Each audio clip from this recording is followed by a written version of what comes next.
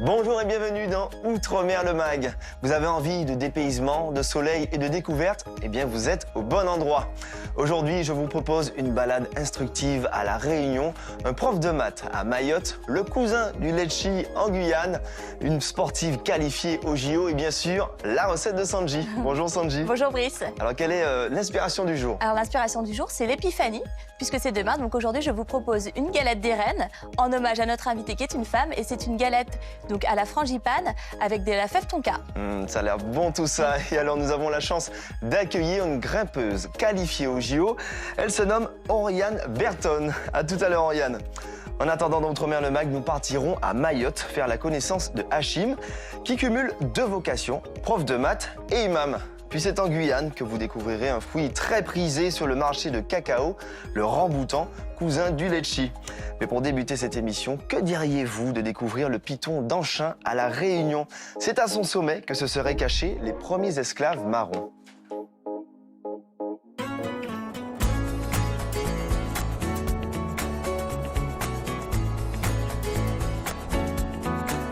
Au cœur du cirque de Salazie, le piton d'Anchin culmine à 1400 mètres. Raphaël habite le cirque. Il parcourt les sentiers du piton depuis qu'il est enfant. Alors on est actuellement là dans la rivière du Mât avec le piton d'Anchin, qui est le sommet qui se trouve au milieu de Salazie.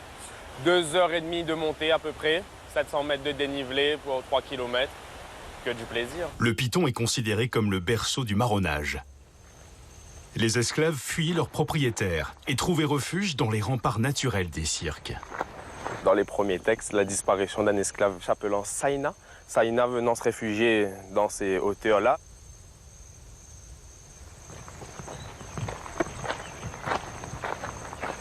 C'est assez familial parce que mon papy du coup était passionné par cette histoire de Anchin.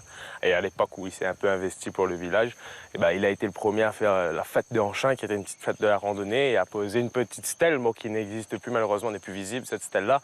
Mais là-haut, donc forcément il y a un lien assez fort. Du coup c'est Anchin, c'est papy, c'est la famille, donc ouais forcément ouais, c'est assez fort.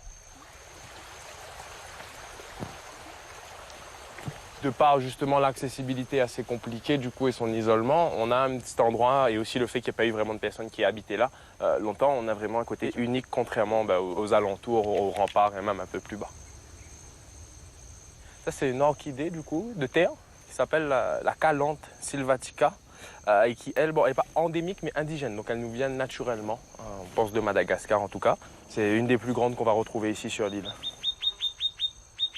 Là, on a un oiseau de la Vierge, un petit mâle, du coup, qui nous regarde et qui est assez curieux.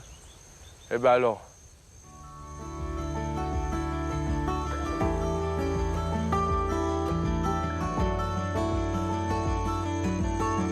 Donc elle est là. Ce qui nous reste de la petite stèle commémorative. C'est écrit à demi-mot, mais visiteurs du piton d'Anchin, voilà, honorer la présence de Anchin, donc qui est un peu notre premier marron. Donc ouais, c'est assez émouvant de passer là et de se dire que le grand-père est passé là et a eu le même intérêt pour le marronnage, le même intérêt pour les orchidées, qu'aujourd'hui on essaye de perpétuer cette tradition du coup familiale. Et voilà, le point de vue de Anchin qui donne plein est.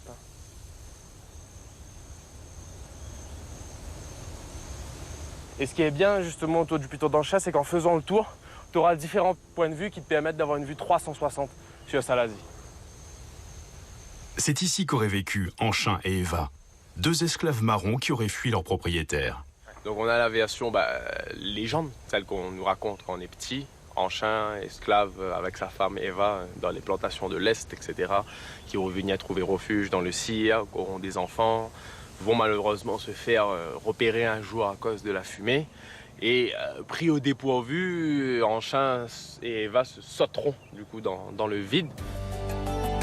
La légende veut qu'il se soit transformé en papang, un rapace qu'on ne trouve plus qu'à La Réunion. Dans la région ici, on aime bien dire du coup quand on voit les papangs ensemble que Eva et Anchin passent au-dessus de nous.